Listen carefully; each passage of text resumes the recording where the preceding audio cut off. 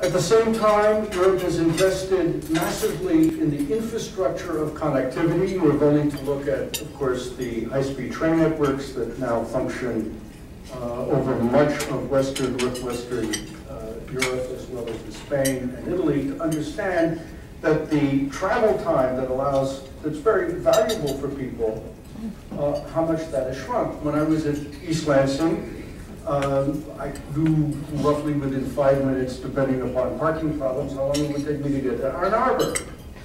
Well, I'm sure it's the same today as it was in 1975.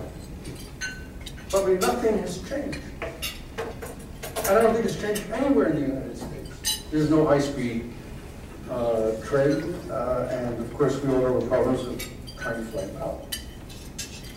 Now, EU policies are important, they're necessary, and they drive a good deal of this in Europe. No question there. What about universities? If you travel around Europe, you will see the great old-fashioned quadrangles of Oxford and Cambridge that inspired my alma mater, Princeton. It's terrific. Great place to be when you're young. But the big modern campuses are radically not that. And they are in some of the oldest universities in Europe, such as the University of Paris, that entirely transformed its use of space throughout Paris and the greater Paris region. And a whole new research belt is being built outside of Paris to be connected by a highly automatic, high-speed public transport system.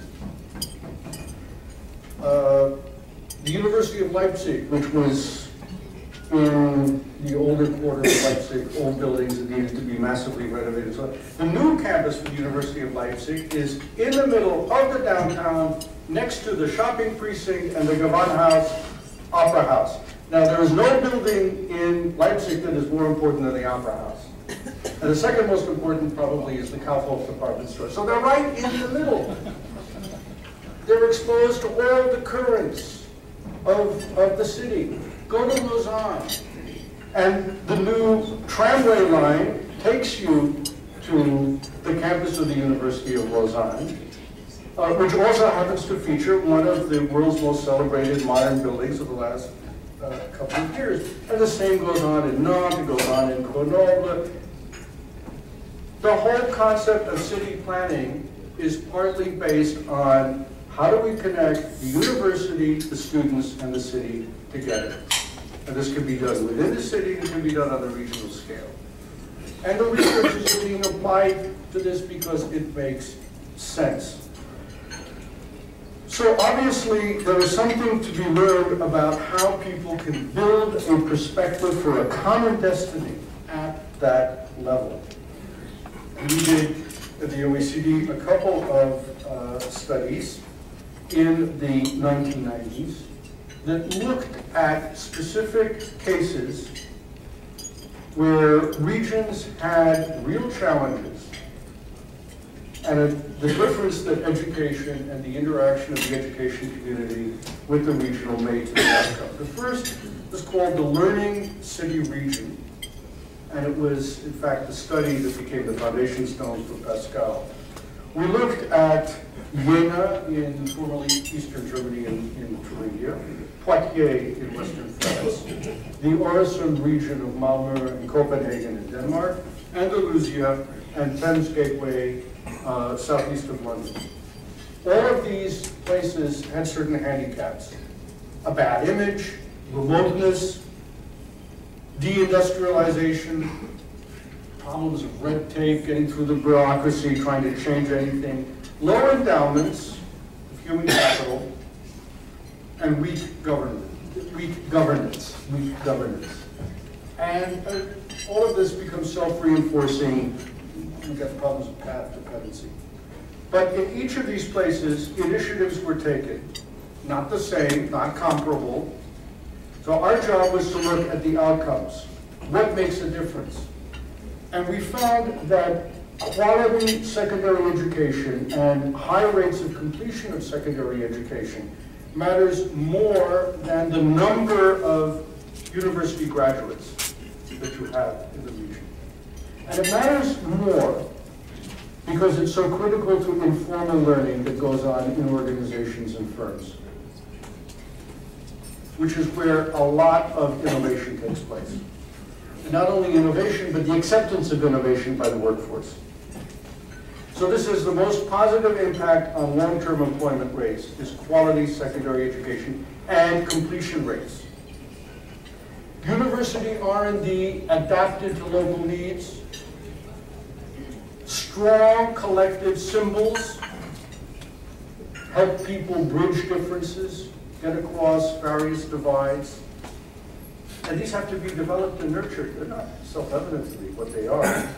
And policies that stimulate traded and untraded networks of information, both the formal and the informal.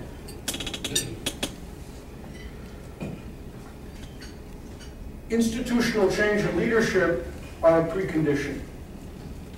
And one of the things that I'm sorry, I did not hear anything this morning. The part that I was able to listen to was about the involvement of senior politicians.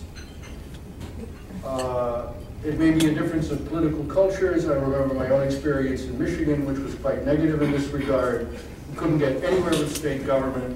In fact, I couldn't get anywhere much with the federal government in the Reagan era either, but we certainly couldn't get very much out of the state government or with the state government. Didn't care, didn't interest, although we were on their doorstep.